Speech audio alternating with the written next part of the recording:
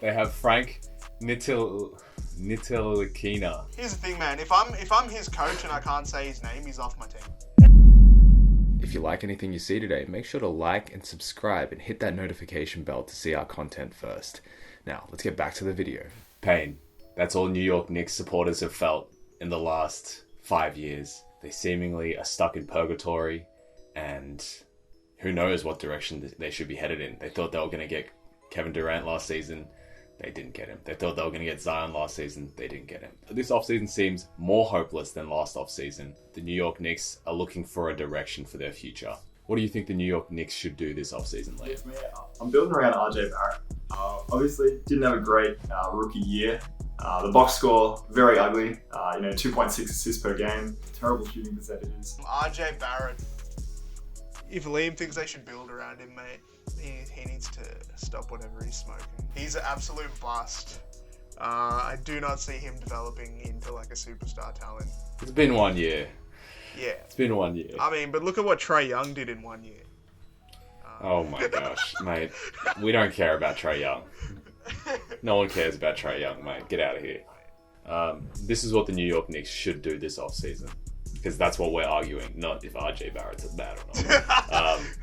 Oh yeah, my bad. The New York Knicks, what they needed to do is they need to get a good developmental staff in. The New York Knicks are one of the most highly valued franchises in all of sports, and they can't seem to develop their own talent for whatever reason. So the first thing I'm doing this offseason to improve the New York Knicks is to get a good developmental staff. You have a bunch of young pieces that they've kind of just given up on.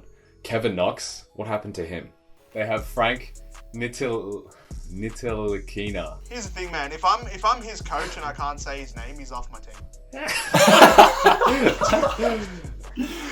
The Knicks have Frank Ntilikina. They have Kevin Knox. They have Dennis Smith Jr. They have Dodson. They have a bunch of young pieces that they've just seemingly given up on. If they don't perform after 1 year, they move on. What the Knicks should be doing is they should be trying to develop those pieces. Why draft all these high potential guys and trade for these high potential guys if you're not going to try and make them live up to that potential? It just doesn't make sense to me. So I think the front office, they need to sign some better developmental guys. Maybe look at the Toronto Raptors, try and sign some guys from them. The Denver Nuggets, those types of teams, they need to be trying to make their young guys better. You can draft as many people as you want, but if you can't develop them, they're always going to end up horrible. And I think that's what we're seeing with the Knicks. You can't just give RJ Barrett 30 minutes a game and tell him to just chuck up random shots without trying to develop him. The one thing that they have done well is they've given a lot of those big contracts, they're short-term deals. And I think they are setting themselves up for 2021. But if they do want to sign any big free agents, they need to have like some sort of bright future, right? They need to appear like they have potential. And right now they don't, because they have no developmental staff. So you mentioned the Toronto Raptors. I think a player that the Knicks should seriously look at is Fred VanVleet. He's a free agent at the end in this coming off season.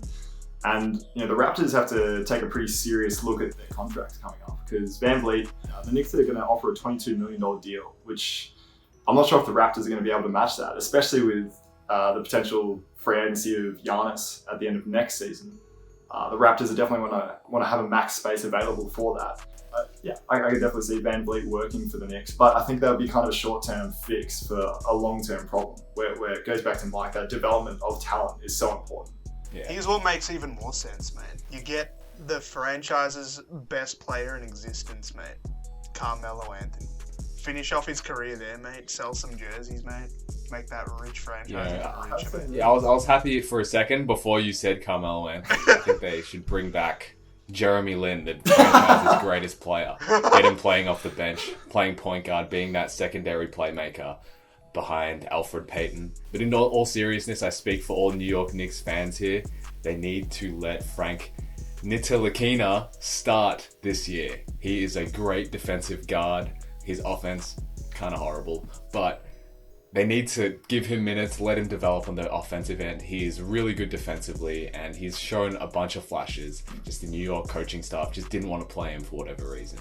And if I'm the Knicks, honestly, pretty much every piece I'm willing to trade. The only three people I'm keeping are Frank, RJ Barrett, and Mitch Robinson. Those are the only three pieces that aren't on the trading block if I'm the Knicks. Everyone else, I'm willing to give away for the right price. For sure. I think that Mitch Robinson you mentioned there, Mike, because I'm a big believer in starting Robinson this year. Robinson averaged 15 points a game last season on 74% shooting, which is ridiculous. Obviously, they're all dunks and layups, but what's the highest shooting percentage of all time, by the way. Wow. In one season. That's freakishly good, man. Mitch Robinson is like one of my favorite players. Facts. Me and AP won a lot of money on that.